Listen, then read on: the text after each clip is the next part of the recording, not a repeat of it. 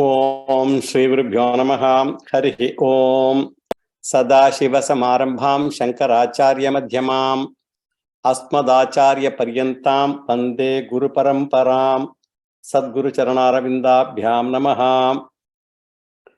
Brahma Sutras, Chapter 4, Pada 2. Vagadikaranam Vang Manasi Darshana Chabdacha Atayevacha Sarvanyano Manodikaranam Tan Manaha Prana Uttarat Adhyakshadikaranam Sodhyakshe Tat Upagamadibyah Bhuteshu Tashrutehe Naikasmin Darshayatohi Asrutipakramadicaranam Samanacha Asrutipakramata Amrtatvam Anuposhya Samsara Vipadashadikaranam Tadapitehe Samsara Vyapateshat Sukshmam Pramanatascha Tatopalabdhehe Na Upamardena Ataha Asyaivacha Upapatteresha Ushmam Pratisheshadikaranam Pradishedaditi Chet Na Sharirat Spashtohi Ekesham Smaryate Cha Kala Pralayadikaranam Pani Pare Tatahyaham Avibhagadikaranam Avibhago Pachanat Tadekodikaranam Tadokaham Agrajwalanam Tad Prakashitadvaro Vidya Samarthyat Tacheshagatihi Anusmriti Yogacham Ardhanuggrihitaha Shatadikaya. This is the 17th Sutra, second Pada, 4th chapter, 513th running Brahma Sutra. We saw up to this Sutra in the last class. Now let us go to the next Adhikaranam. Rashmi Adhikaranam. It is called Rashmi Adhikaranam. Rashmi Anusari. Rashmi Anusari, 18th Sutra, second Pada, 4th chapter, 514th running Brahma Sutra. So the description of the progress of the released Jiva is continued. Whatever we were talking in the last class is continued. Now I will give a general introduction to this Adhikaranam with two sutras. Here also Vyasacharya talks about Ajnani Upasaka alone, the Upasaka Ajnani. So far he talked about Upasaka Ajnani. He chooses the Sushumna Nadi. He takes a dip in Brahman before taking the travel to Brahmaloka. That's what we saw in the last class. And all these takes place governed by the karma and the blessings of Ishvara. He is not even conscious of all these things. Here Vyasacharya takes one more step further, preparation of the journey beyond the body. So far we talked of preparation within the body at the time of death. Now we will talk of the travel beyond the body, that is the beam of light, the Rashmi of the sun, the rays of the sun, Surya Rashmihi, it is called. It is discussed in the 8th chapter of the Bhagavad Gita, in the Chandogya Upanishad, 6th section. And we already saw that mantra. We will refer to some of those mantras referring to this idea today. So in the 8th chapter, 6th section, first mantra of Chandogya Upanishad says, Ataya yetaha hridayasya nadyaha taha pingalasya animnaha tishtanti shuklasya neelasya pitasya lohitasya asavva adityaha pingalaha yeshaha shuklaha yeshaha neelaha yeshaha pitaha yeshaha lohitaha. All these colors. As far as these nadis of the heart, they consist of fine substances, which is reddish brown. Each of the nadi is filled with all these various colors of substances, reddish brown, white, blue, yellow, and red. So the sun far away is reddish brown, he is white, he is blue, he is yellow, he is red, all those kinds of things this Upanishad says. So as I have said often, the nadi is physical part of the body, and still we are not very clear which physical part the Shastra mentions. We do not know whether nadi refers to blood vessels, lymph vessels, or arteries. So the Upanishad says, through the nadis, fluids of different colors, they flow. So I don't want to translate the word nadi since we are not sure what is nadi. We know that it refers to sthula shariram. It is filled with anna rasam, essence of food, which has different colors. And Shankaracharya, keeping his Ayurveda connection, he connects it to Vada, Pitta, and Kapam. Because of various combination, anna rasa of different colors flow through nadi.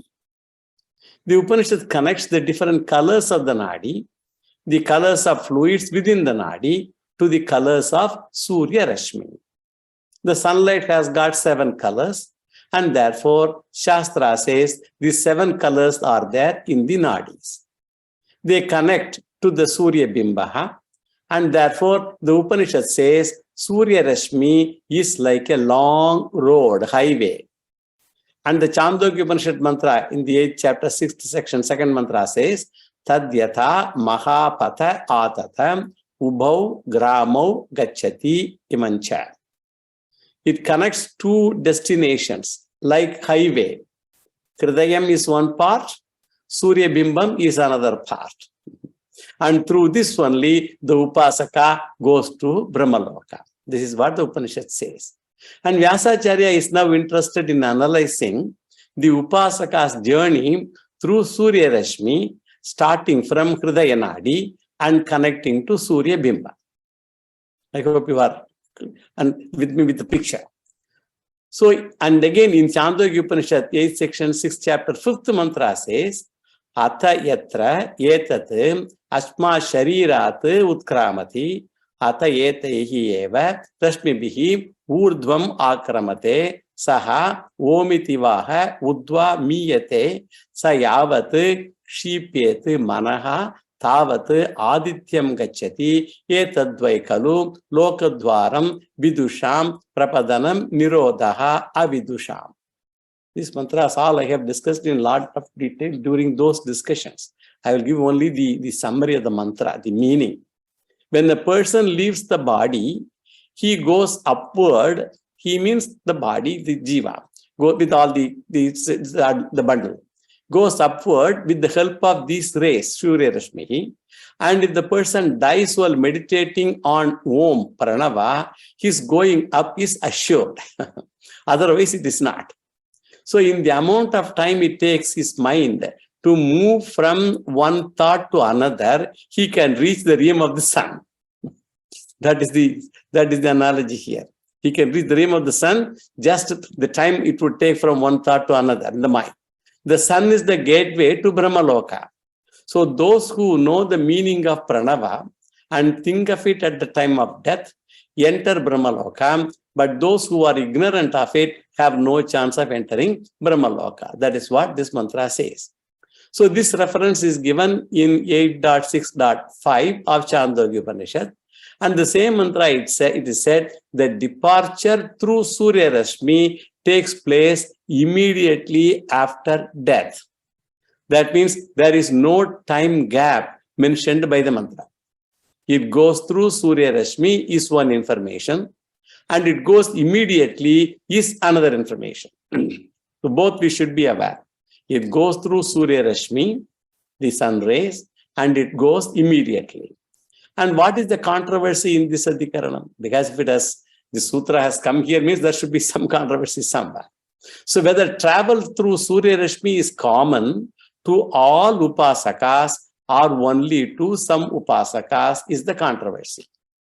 And we confine only to upasakas and not to non-upasakas. So that portion is clear. We confine only to upasakas and not to non-upasakas. So the Surya Rashmi Gati, the travel, is partial or total is the question. And the Purvapakshi argues it is partial. And Siddhanti is going to establish that the rule is universal to all upasakas. This is the subject matter of this adhikaram. Now, let us see a general analysis of this sutra that we read. Vyasacharya makes a general statement. The Purva Pakshi will come only in the next sutra. And this sutra is only a statement of the proposition. Pratigya here is based on the Chandogya Upanishad mantra, 8th chapter. And we come to know all Ajnani Upasaka Jivas. All Ajnani Upasaka Jivas, they travel through Surya Rashmi. Now let us do the word analysis of this sutra. Rashmi Anusari. Very simple sutra. 18th sutra, second pada, 4th chapter. 514th running Brahma Sutra. Rashmi Anusari. The Upasaka attains Brahmaloka following the rays of the sun. And the significance of the words are what? It is a compound word, this particular word, Rashmi plus Anusari. Rashmi refers to sun rays and Anusari refers to the follower, the person who follows. It is an adjective to the Upasaka. So following the rays, he attains Brahmaloka. And when Vyasacharya makes the statement, he recalls the Chandogya Upanishad mantra in the 8th chapter that we just read. So this is only a statement, this particular sutra. Now let us go to the next sutra, the same adhikarana. Nishi neti chet na sambandasya yavat dehabhavitvat darshayati cha. Nishi neti chet na sambandasya yavat dehabhavitvat darshayati cha. 19th sutra, second pada, 4th chapter, 515th running Brahma Sutra. So an objection to Sutra 17 is raised here and refuted. Now let us see the general analysis of this sutra. It's also a long sutra. It has got Purva Pakshi part and Siddhanti's part, both. The objection raised by the Purva Pakshi is what? He says, all Upasakas cannot travel through Surya Rashmi to Brahmaloka. That is his contention. All Upasakas cannot travel through Surya Rashmi to Brahmaloka. All Upasakas may not die during daytime also. So some of the Upasakas may die during daytime and some may be during the night time. So because of that, there is no Surya Rashmi in the night. For those who die in the daytime, there is Surya Rashmi, but for those who die in the night, it's not. And this is the logical objection by them. And Vyasacharya concludes, no. He says, Surya Rashmi for all people, including those who die in the night also. And Shankaracharya's primary argument is based on the Chandogya Upanishad Vakya that we read. Suppose it is said, for the Upasaka who dies in the night, Surya Rashmi is not there and they won't get Brahmaloka. Suppose if it is argued like that. Then what will happen? All Upasakas will not get to Brahmaloka and they cannot die during daytime at all. They cannot die during the night time. Because if they have to go to Brahmaloka, they have to die in the daytime because Surya Rashmi is available only in the daytime. Therefore, they won't get Krama Mukti. Because unless one goes to Brahmaloka, one cannot get Krama Mukti. That means what? The Upasana gives Krama Mukti. The Shastra Vakyam then will be falsified. Because the Shastra Vakyam, 8.6.6 of Chandogya, that will be falsified if a person cannot get Krama Mukti. Suppose the Purva Pakshi says, dying in the night, those Upasakas will go to Brahmaloka, not through Surya Rashmi, then it will mean another Shruti Vakyam will be falsified. That is 8.6.5 of Chandogya that we read, that all Upasakas go through Surya Rashmi, that will be falsified. So all of them should go through Surya Rashmi necessarily and get Krama Mukti also necessarily. So to avoid both these problems, the Purva Pakshi may give a suggestion. Purva Pakshi may say, those who die in the night, those Upasakas who are dying in the night, they should go through Surya Rashmi. In the day, they should go through the Surya Rashmi and they will go to Brahmaloka. Then why not the Jiva wait, who are all going to die in the night? Why cannot they wait for the dawn to travel in daytime? The Jiva can wait. And Shankaracharya and also Vyasacharya, they say that also will go against another Shruti Vakyam, that is 8.6.5 of Chandogya, that Upasaka travels immediately after death and go through Surya Rashmi. That is why I emphasize the word immediately earlier. There is no waiting also. So because of all these reasons, Vyasacharya concludes night dying Upasakas and day dying Upasakas, both. Irrespective of the time of death, that Upasaka travels through Surya Rashmi because of the Shruti Vakyam. And Vyasacharya concludes that during the night time also, Surya Rashmi connection between Jiva and Surya Mandalam continues. Vyasacharya, what does he conclude? Even during the night time, the connection between Surya Rashmi and Surya Mandalam, between Jiva and Surya Mandalam, that continues. For this, there is Shastra Pramanam also. Surya Hridaya Sambandha. Surya and Hridaya Sambandha is there all the time. And Shankaracharya gives an incidental argument also here. He says, because Surya is obtaining on the earth during the night also, we feel the warmth of the sun. Because in the night also, we feel the warmth of the sun, even though he is not physically seen as such, but the Surya Rashmi effect is there. And that itself is the proof, he says. Then the Purva Pakshi asks, during summer night, we feel the warmth of the sun, all right. And then he asks, what about the winter night? Here in the winter night, there is no warmth for the sun.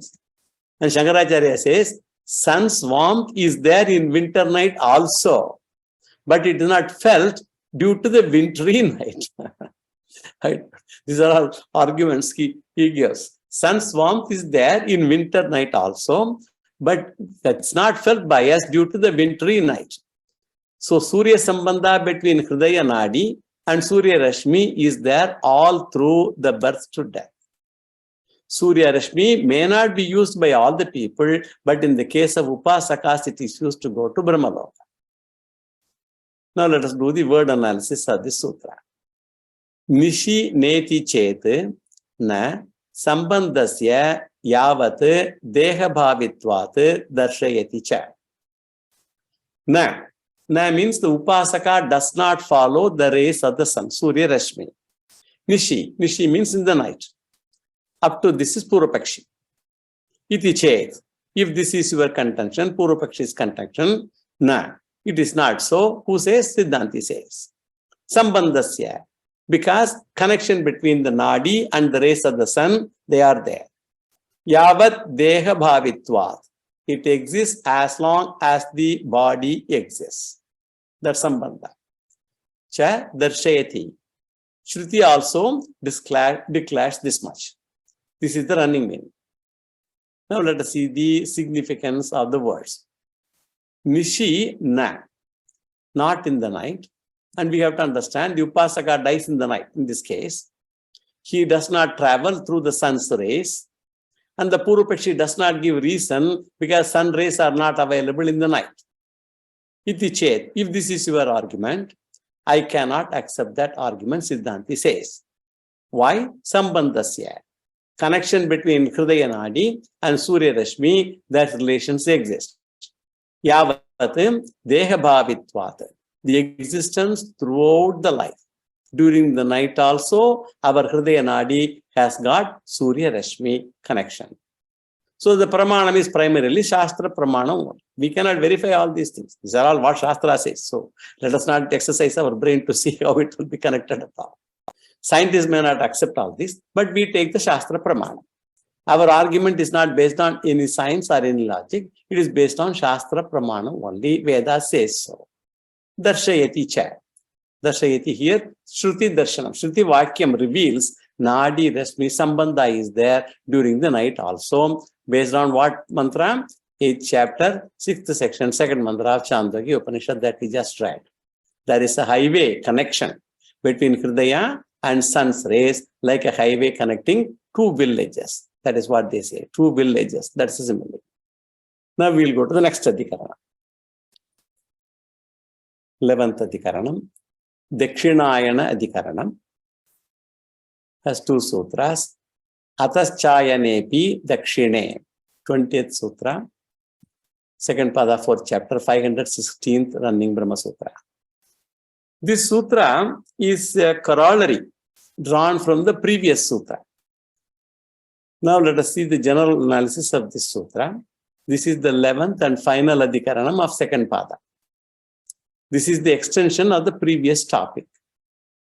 Here, Vyasacharya wants to find out whether the time of death or the nature of time of death will influence the travel of the upasaka or not.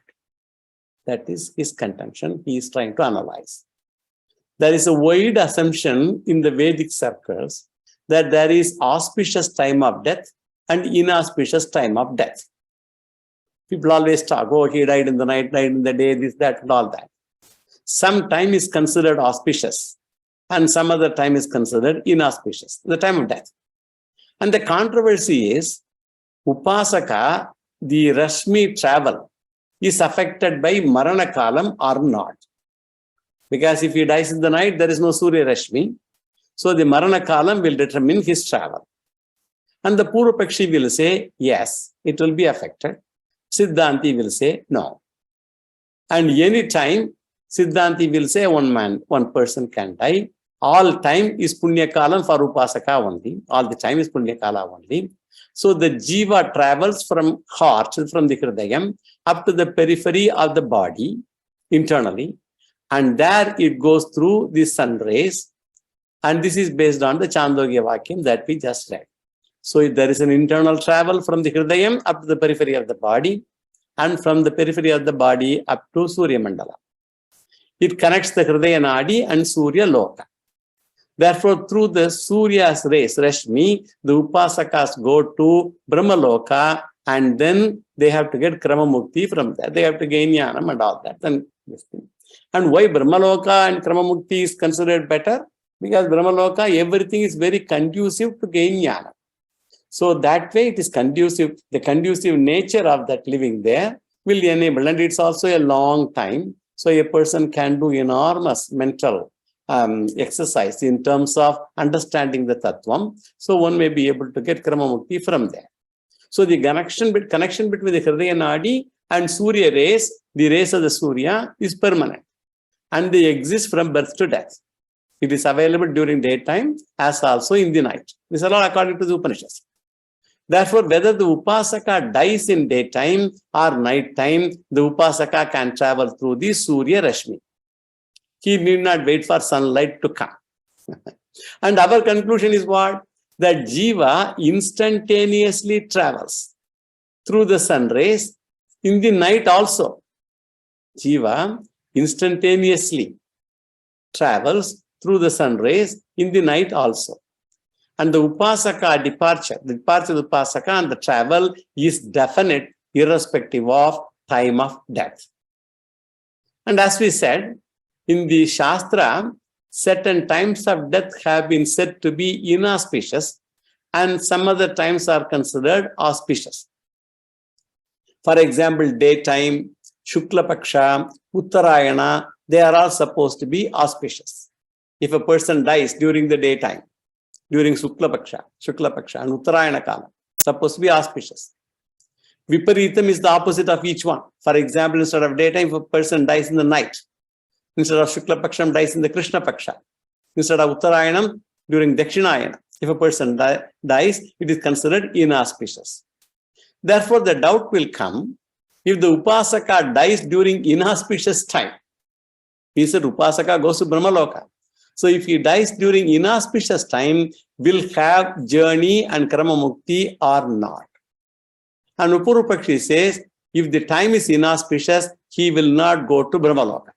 Purupakshi says, the time is inauspicious, he cannot go to Brahmaloka. The Siddhanti says, this rule does not apply to this person because in the case of the Ajnani Upasaka, this one particular thing, the travel during this night and day, all those things, for the Upasaka, it will not apply. In case of a Jnani also, time, place, etc. is irrelevant. And we have seen this before also. So this Adhikaranam extends this rule to Upasakas also. We have seen for a Jnani, we already know, but Upasakas also, this Adhikaranam extends that rule. So the conclusion of this adhikaranam is what? Upasaka can die anytime and he will get krama mukti. He can die anytime, he will get krama mukti. Now let us see the general analysis of this sutra. And Vyasacharya extends the conclusion from the previous sutra here. In the previous sutra, what was said? It was said, even if the Upasaka dies in the night, he can travel through sun rays. Even the Upasaka, if he dies in the night, he can travel through sun rays. So even if it is Dakshinayanam, he will travel through Surya Rashmi only. So we have to add other inauspicious time also, that is Krishna Paksha and all that. Night has already been talked about in the previous adhikarana. So whether the person dies in Dakshinayanam or Krishna Paksha, the Upasaka will get Kramamukti. Let us see the word analysis of this sutra. Dakshine ayane api. Upasaka attains Brahmaloka in Dakshinayanam also. Ataha cha. Due to the same reason. This is the running meaning. Now let us see the significance of these words. The Upasaka who dies in the Dakshinayanam and Krishna Paksha also, Ataha cha, due to the same reason, Shruti Pramanat, that is the Chandogya Vakyam and all that we read. The Shruti Pramanam is that we gave in the previous Adhikaranam, chapter 8 of Chandogya Upanishad. In those statements, it is mentioned the Upasaka will go through Surya Rashmi, the sun's rays. So the connection between the Nadi and the sun rays is permanent. And there is no time gap between the death and travel. Then Shankaracharya raises a Purva Pakshi in his commentary. If the time is immaterial for the Upasaka to travel to Brahmaloka, then why Bhishma waited for time of death? This is a very, very common question a lot of people ask. If the time is immaterial for Upasaka to travel to Brahmaloka, why would Bhishma wait for the time of death? He should be either a Upasaka or a Jnani. Bhishma is such a great person, he should be either a Upasaka or a Jnani himself. In spite of it, why he waited for the Uttarayana Kala? He need not have waited for that at all. And even if he had died in Uttarayanam, he would have got Krama Bhakti without any problem. Auspicious time is not the reason for which he waited for the death to occur. The answer for that Shankaracharya gives two reasons for Bhishma to wait.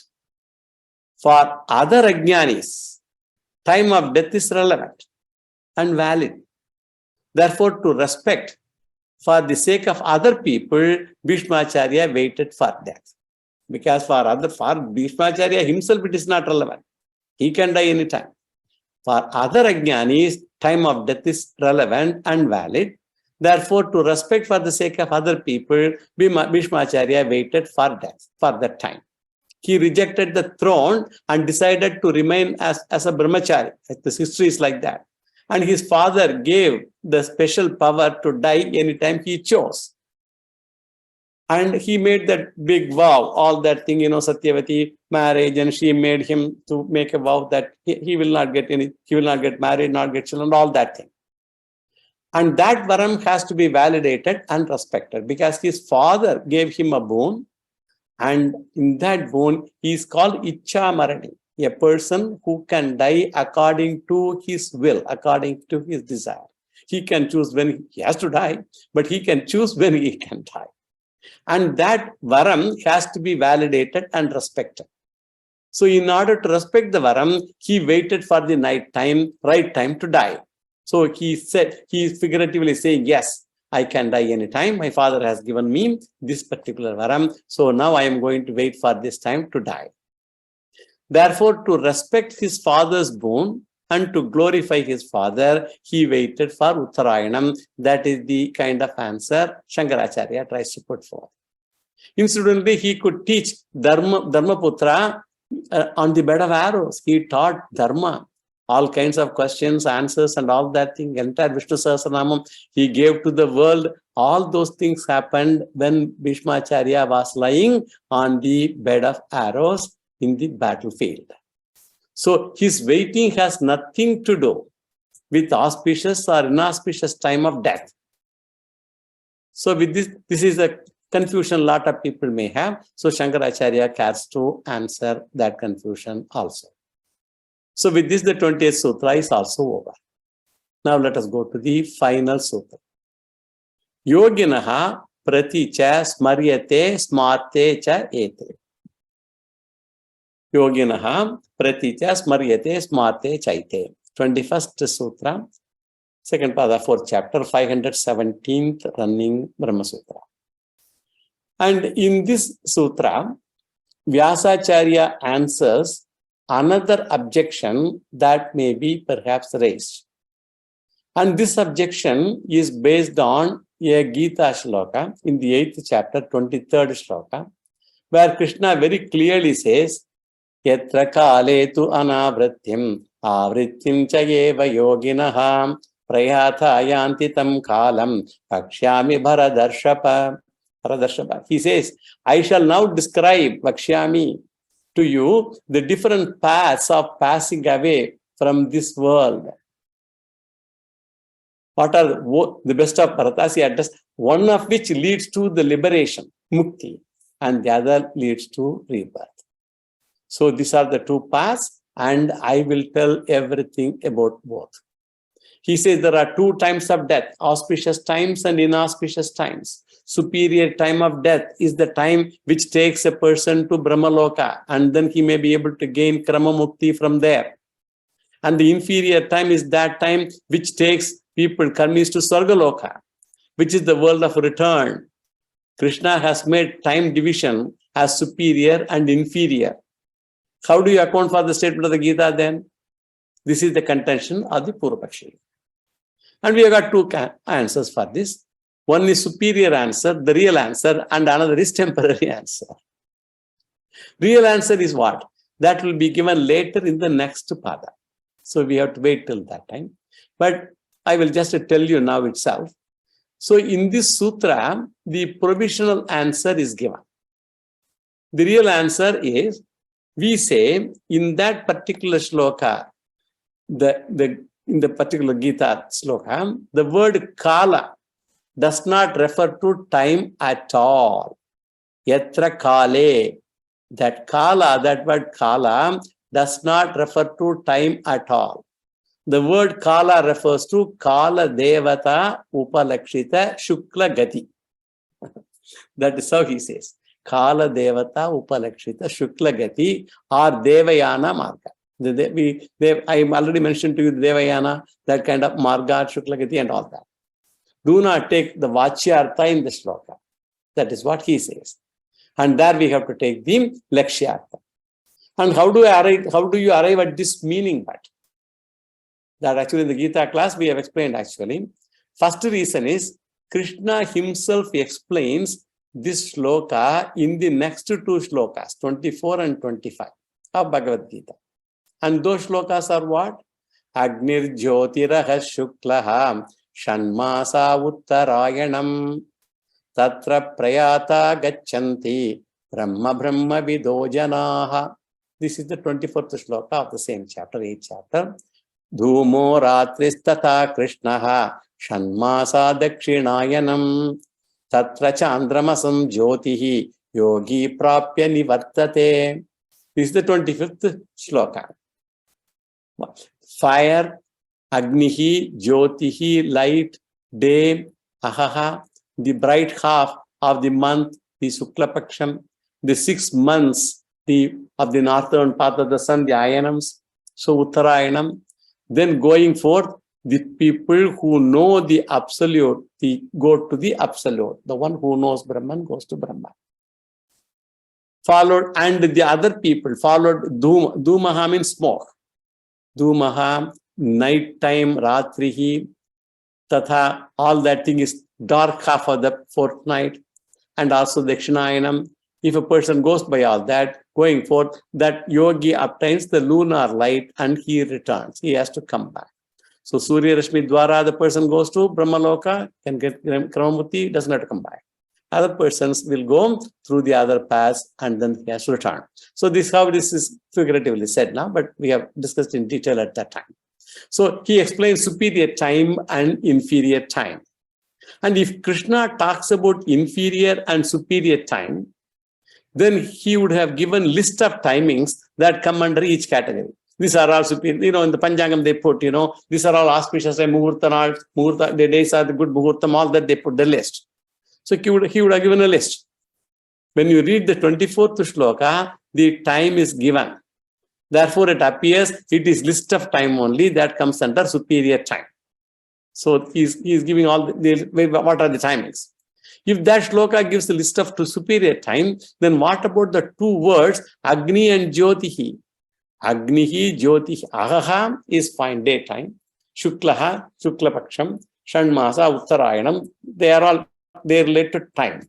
But the first two words of that shloka, Agnihi and Jyotihi, these two things, they do not talk about any time. Agni, time does not exist. And also Jyotihi, that time also does not exist. So if you take it as superior timing, then you cannot explain these two words, Agni and Jyoti.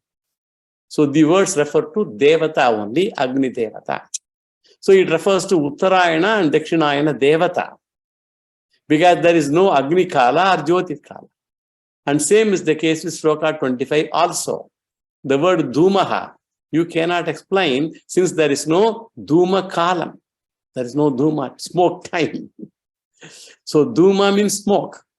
Then you have to understand that all the words do not refer to time, but they all refer to Devatas. The Devata represents Krishna, etc., the Marga.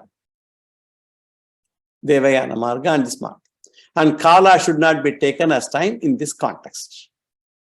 And inexplicability of Agni Devata, Agni and Jyotihi and Dhuma, they makes us to take the times mentioned later in the shlokas refer to only Devatas alone, not to any time as such. Suppose we conclude Uttarayanam etc. as superior time, and Dakshinayana, Krishna Paksha, night are all inferior time, leading to returns to this loka, Punarjanma, there will be a problem. Suppose a person dies in Uttarayana, Krishna Paksha, then Bhagavan will be confused. What can be done? Because if he dies in Uttarayanam, then he has to go to Punyaloka. But if he dies in Krishna Paksha, he cannot. So Uttarayanam is good time, Krishna Paksha is bad time. So even Bhagavan will get confused. And another problem is, suppose a person dies in Shukla Paksha, night. Because he dies in Shukla Paksha, he should get Brahmaloka. But because he died in the night, he will have to go to only Sargaloka, not Brahmaloka. So the Yatra Kalam do not be taken as time at all. And the third reason is, Krishna concludes the topic in the 26th shloka of that chapter. Shukla Krishne Gati Hyete Jagata Shashvate Mate Ekaya Anatyana Vrittim Anyaya Vartate Punaha. So light and darkness, Shukla Krishna, light and darkness, these paths are thought to be world's everlasting paths. Jagataha Shashvate Mate. By the one he goes not to return, by the other he returns again. So if he takes one path, he will not come back. If he takes another path, he will come back. Punaravarti. So what I talked about here is two types of marga, two types of passages. Here talked about inferior and superior time, but he does not refer to time, but Shukla Krishna Gati only. That's what he is talking. Shukla Krishna Gati only he has talked about. Not time at all. It refers to Shukla Marga and Krishna Marga. This will be elaborated actually in the Brahma Sutra, in the 4th chapter, 3rd pada, 4th mantra, 4th sutra, we are going to see. Ativahika Adhikaranam, that is the Adhikaranam we are going to see in the 3rd pada. Ativahikaha Tallingat, that is the sutra. We will elaborate that sutra alluding to this discussion at that time. Now we will come to the provisional answer given in this sutra. And Vyasacharya says, let us assume Gita talks about superior and inferior time for the upasanas. Let us assume. It is only an assumption. superior and inferior time is not there for the upasakas at all. It's an assumption. Then what will be the problem? In the previous adhikaranam, we have said that superior and inferior time is not there for the upasakas. Then how can we accept both? They are contradictory. We have rejected superior and inferior time on the basis of the Chandogya Vakyas. Here, now, we take superior and inferior times as per the Smriti, that is the Gita. And Vyasacharya says, for Shrauta Upasakas, who are all doing upasanas based on Vedic injunctions, Veda mantras, the time divisions are not there. For Smarta Upasakas, time divisions are there. Smarta Upasakas are those people who do upasana based on Smriti Granthas, Bhagavad Gita included. So the final question is, who is Shrauta Upasaka and who is a Smarta Upasaka? Shrauta Upasaka, as I mentioned, is one who does upasana based on Vedic injunctions. In Sikshavali, there are so many upasanas mentioned. We have also seen so many upasanas in first 5 chapters of Chandogya talks about so many upasanas. And the Smarta Upasakas are those who do upasanas on non-Vedic scriptures. And Bhagavad Gita will come under Smriti Grantha.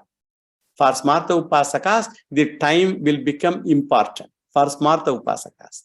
It is, however, not the real answer. Even though this is said in this manner, this is not the real answer. Vyasacharya says, the upasana and jnanam given in Gita are called the Smarta Jnanam and Smarta Upasana. The upasana is called the Smarta Upasana. The Jnanam given in Gita is called the Smarta Jnanam because it is based on the Smriti Grantha, namely Gita. Jnanam, he translates as Sankhya. And for Smarta Yogi, Kala division exists. For a person who is a yogi, who is a Smarta Yogi, for him Kala division exists. Whereas for Dahara Upasana Karta, for a person who does Dahara Upasana, the time division will not apply. Dahara Upasana and all we have seen in detail. Dahara Vidya and all those things are separate section in Taittiriya, and we have seen Dahara Upasana also in several places. Now I will give you the verse analysis of this sutra. Yoginaha praticha smaryate smarte chaite. Smaryate means the smriti refers to the time of death. Smaryate, the shruti refers to the time of death. Prati yoginaha, from the standpoint of smarta upasakas. So smriti refers to the time of death from the standpoint of smarta upasakas. Etecha, both yoga and sankhya taught in Bhagavad Gita. Sankhya yoga and karma yoga, all that. Smarte belong to Smriti. They belong to Smriti. Yoga and Sankhya belong to Smriti. Now let us see the significance of the words. Smaryate, the Gita Vakyam, refer to 8th chapter, 23rd sloka that we read just now. It is not for Chandogya Upanishad Upasakas. That word, that Vakyam, Smaryate, that Vakyam refers to those Smarta Upasakas, who all the people who do the Upasana based on Bhagavad Gita and all those Smriti Granthas. It is not for Chandogya Upasana, those Upasakas, Shrauta Upasakas. It is taught to Smarta Upasakas who practice Upasana based on Smriti, that is Gita or Puranas, that is these Smaryate, the Smarta Upasakas. This does not come under Veda at all. And we don't do Vedic Upasanas now. Nobody does. All are based on Puranas only. Purana Upasanas only are being done today. And for such Upasaka, time is applicable. So if a person does Upasana based on Smriti Granthas, Smarta Upasakas, for them this time is applicable. Etecha smarte. Both the Jnanam as also the Upasana taught in Gita. Smarte, etecha, smarte. Both of them. One refers to Nirguna Vidya and Saguna Vidya. They come under Smartam, therefore it has separate role. And here Gita is taken away from the Vedas here. Yes, Gita is taken away from the Vedas. When we look at the Gita, we do get doubt whether it follows Vedic teaching or it has its own path. People even question those things. In some places, Gita follows Sankhya Yoga. When Gita talks about different methods of meditation, it is closer to Patanjali Yoga. Whereas all those things from the Shrautam, they are different. So with this adhikaranam is also over. and the second pada is also over. Why I mentioned this confusion is people they can confuse when some Gita is given somewhere, all these particular things, Sankhya Yoga, Patanjali Yoga, and all Gita alludes to, people may get confusion. So because from Shrautam, Veda mantras and these mantras, these are all Smriti Granthas, whereas Veda mantras are different. So the confusion may arise. So with this Adhikaranam is also over, and the second pada is also over. So the travel path will be taught in the third pada. Except intermediary Adhikaranams, all refer to Upasaka's departure after death for Krama Mukti. So with this, let us now go to the third pada of chapter 4. I will briefly try to introduce this pada. So we just completed the second pada of the fourth chapter, and now we shall enter the third pada.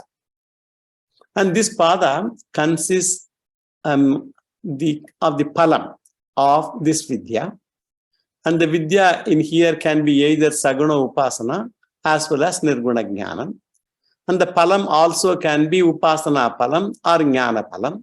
Together is presented as threefold mukti, which is jivan mukti, videha mukti, and krama mukti. We have already mentioned earlier. And of these three, nirguna jnanam gets you to jivan mukti and videha mukti palam, nirguna jnanam. And saguna upasana gives a person krama mukti phala. So jivan mukti and videha mukti do not involve any travel. All this, they are all basic things we should be clear. Jivan mukti and videha mukti do not involve any travel. Whereas krama mukti involves posthumous travel, like posthumous awards. This is posthumous travel after death to Brahmaloka. So the palam is gati rahita palam or gati sahita palam, one of them. So mukti can be defined in both negative language and positive language also. In the negative language, it is freedom from bondage, samsara, dukkha. Freedom from all of them is mukti. And in positive language, it is ananda prapti or brahma prapti or attainment of brahmananda.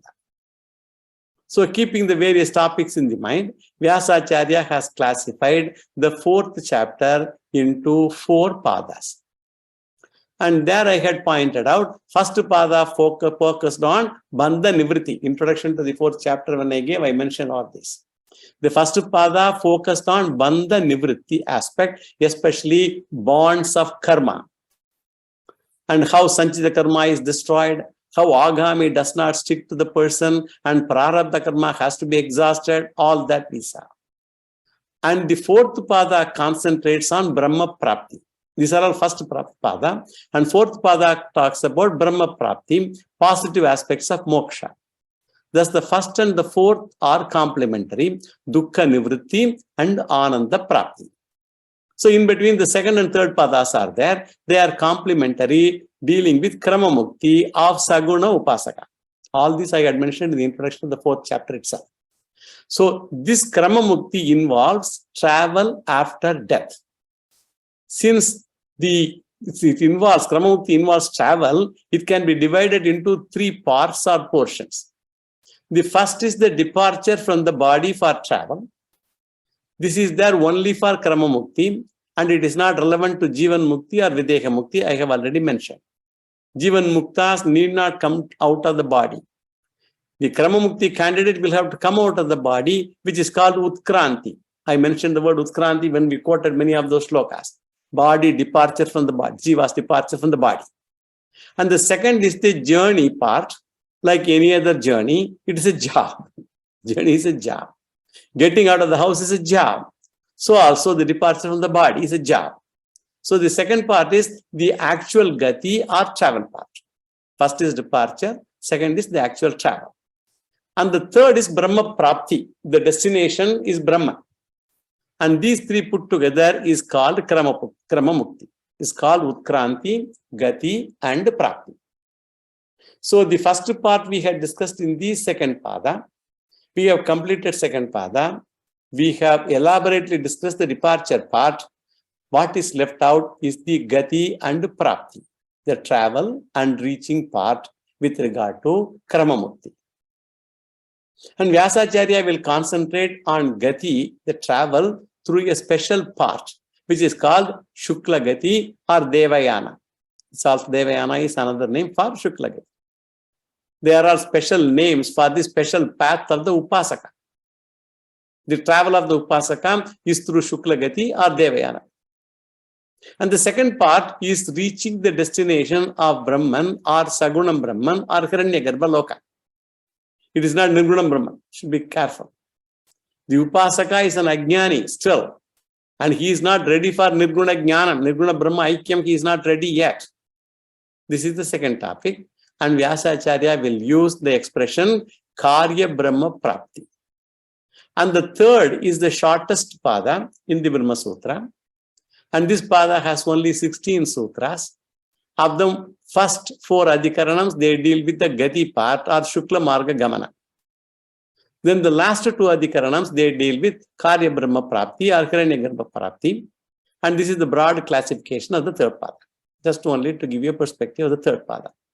With this background, let us now enter into the text of the third pada. First adhikaranam.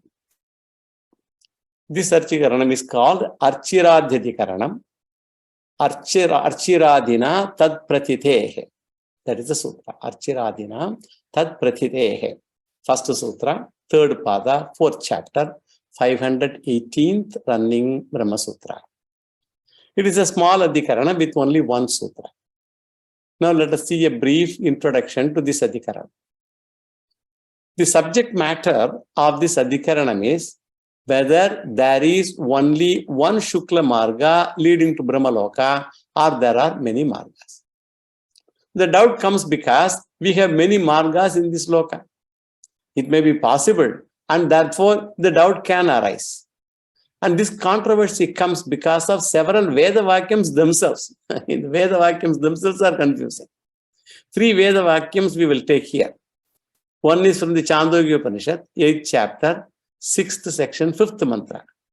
Ata yetra etat asmat sharirat utkramati ata etehi eva rashmibihi urdvam akramate saham omitivaha udva miyate sayavat kshipyate manaha tavat adityam gachati etadvai kalu lokadvaram vidusham prabadanam nirodha avidusham. So ata ita ireva rashmibihi urdvam akramate. That is the sentence here. Where it is said the Upasaka goes to Surya Rashmi, the rays of the sun. Shukla Marga is associated with Surya Rashmi, the rays of the sun. So he goes through Shukla Marga. Then in Brihadaranyaka Upanishad, in the 6th chapter, 2nd Brahmana, 15th mantra says, Te yaha eva metate viduhu ye chami aranye shraddhagum satyam upaste te archir abhisambhavanti archishaha ahaha annaha apuryamana paksham pakshat yan shanmasan udangadityaha yeti masebhyaha devalokam devalokat adityam adityat vaidyutam tan vaidyutan purushaha manasaha etya brahmalokan gamayati. Te teshu brahmalokeshu paraha paravataha vasanti tesham na punaravrittihi. So te archihi abhisambhavanti, this mantra says, which means Upasaka goes to the flames, the Rashmi. And what is the meaning of the word flame that we are going to see later? And all of them refer to different devatas. Here we will not discuss that matter. We are going to discuss it later.